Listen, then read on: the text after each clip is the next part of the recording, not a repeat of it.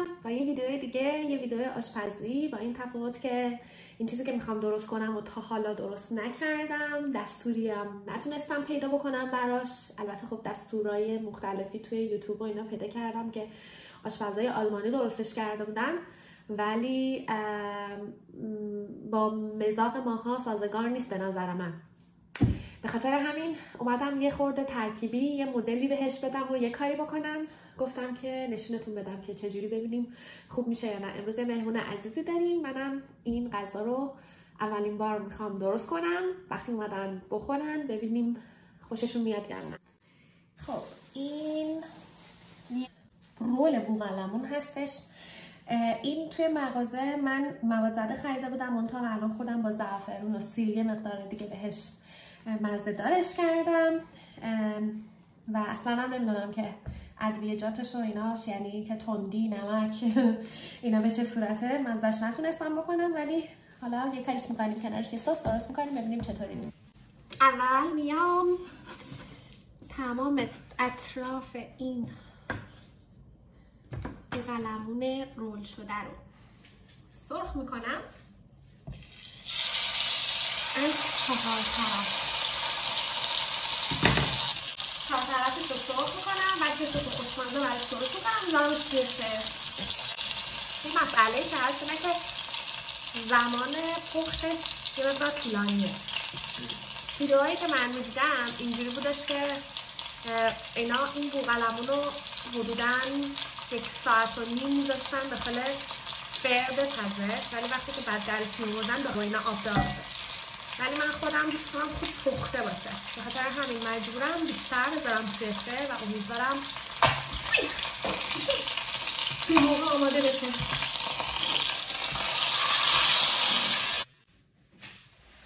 خب من پیاز به مقدار خیلی زیاد کم بیشتر بپزه بهش ادویه اضافه میکنم و بقیه‌اش رو الان میبینیم. الان میتونم بهش ادویه ها رو اضافه کنم.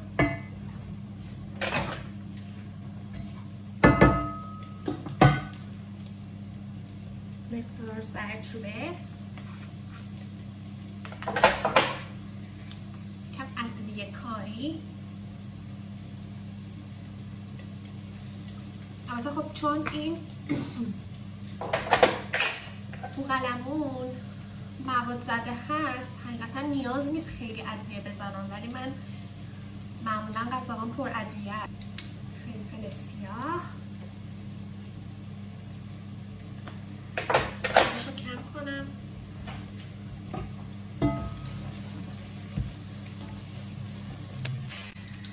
سه تا دونه حبه سیر،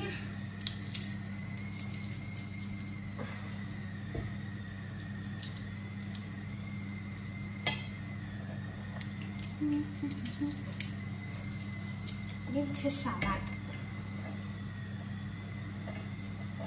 خب پیازم دیگه به یه مرحله رسیده که کامل سرخ شده. یه مقدار فکر دارم میکنم که آیا یک کمی رو به گوجه بزنم بهش یا نه. میخوام مزه رو به اناری داشته باشه ولی نمیزنم، امتحان میکنم دیگه. یه مقدار کشمش که از قبل خیس شده بهش اضافه میکنم. زرشکای از ایران اومده، زیاد نمیزنم. آلوهای خیلی خوشمزه‌ای که از ایران اومده و خیس خورده، اینم اضافه میکنم. خیلی خوشمزه میشه با آلو. این سس به نظرم خیلی خوب، امیدوارم خوشمزه بشه. هم میزنم خورده تفت بخوره. اینم روب انار اعلای دستساز که از ایران تشریف آورده.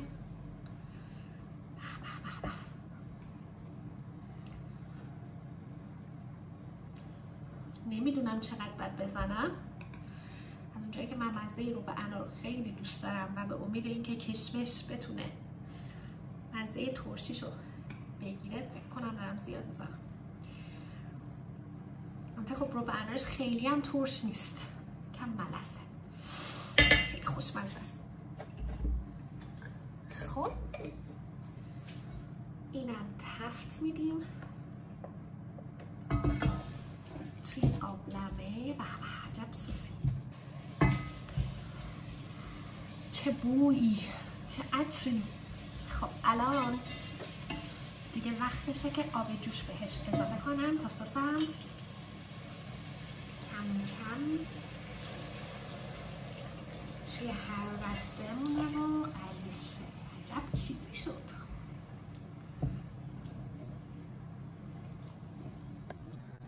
واو، عجب سوسی شد.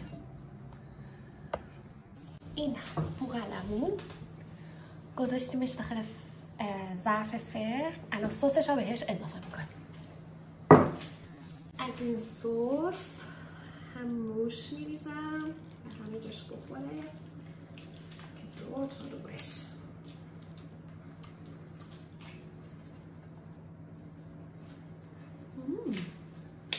از فویل استفاده کنم یا نه؟ میتونم استفاده کنم.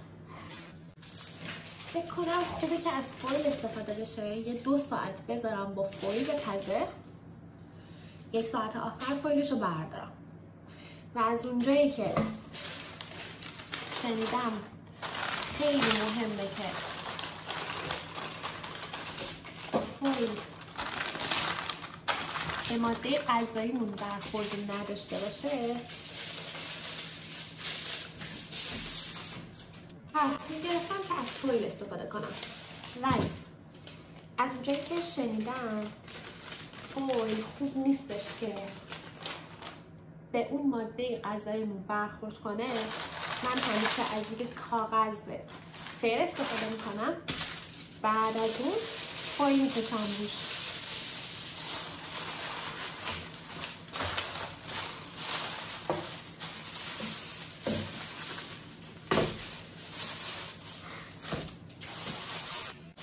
اینم الان آماده است. میره داخل فر. یه 2 ساعت بذارمش با فویل بپزه توی دمای 180 فکر کنم خوب باشه.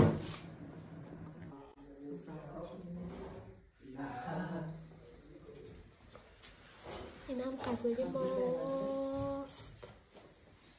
من